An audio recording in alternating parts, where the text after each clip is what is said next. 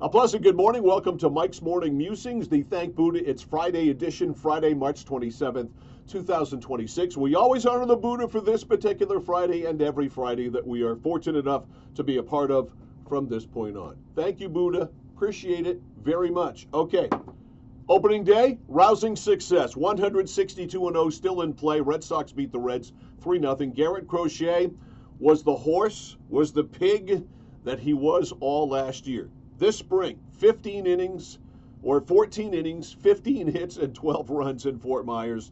And then the bell rings and he was absolutely gold yesterday. Money, 6 scoreless innings, although had to get out of a jam in the 6th inning. Bullpen, oh, great. Justin Slayton, Garrett Whitlock, or Oldest Chapman, each with scoreless innings, just the way you draw it up. Rafaela with an RBI single to get the Red Sox the lead. Marcelo Meyer off the bench with a big double that started that little bit of a rally, and then he had a single later on. Everything went fine. Caleb Durbin had a ball go through him, got an error. That was the only downside, I guess, for yesterday.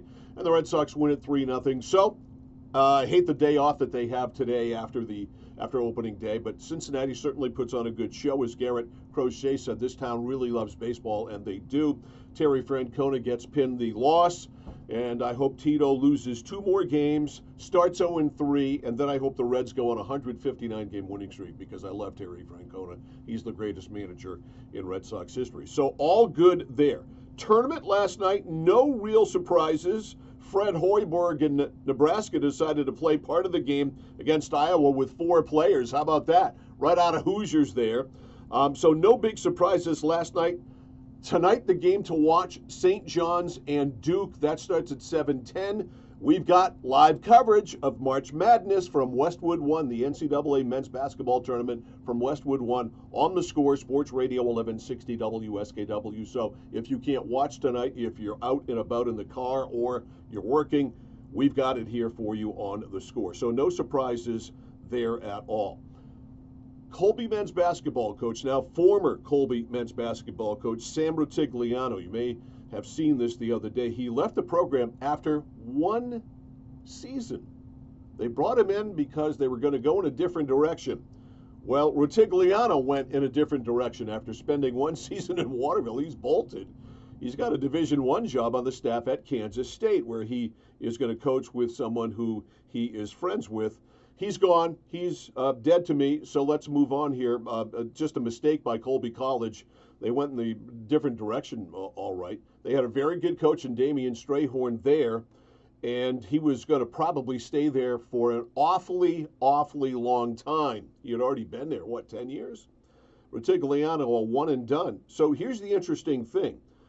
The player of the year on the boys' side in high school basketball in Maine was Nolan Ames of Camden Hills, who has committed to going to Colby. He was recruited by Rutigliano. I guess he's still going to go. Haven't heard one way or the other. I think Ames is one of those kids who is in it for the education, not for the basketball, but Rutigliano recruited him. Is that going to stick at Colby College? And this is one of those things. I mean, Colby College certainly is a small Division III school, but with coaches, I mean, you come in, you take over this program, which has the rich tradition that it has with Dick Whitmore. I mean, it is the Richard L. Whitmore head coach. That's what they call the head coach at Colby College. Dick Whitmore with an incredible history there. And then Damian Strayhorn kept that history going. He was probably going to be a lifer as well. But now Colby's got to go in a different direction. And let's see if Nolan Ames ends up playing basketball on Mayflower Hill. I think that's going to be a very interesting thing to follow if you follow college basketball here in the state of Maine. And one other thing, if you follow hockey and the Bruins and the signing of James Higgins, their top prospect, their first-round draft pick from last year, played at BC this year, was terrific, has signed a contract to play in Providence to start with, played his first game the other night. He didn't score, didn't get a goal, didn't get an assist, but he certainly looked like he belonged. He flashed his skating skills and played very well on the top line in Providence, so hopefully James Higgins is on the way. I don't know what to make of the Bruins.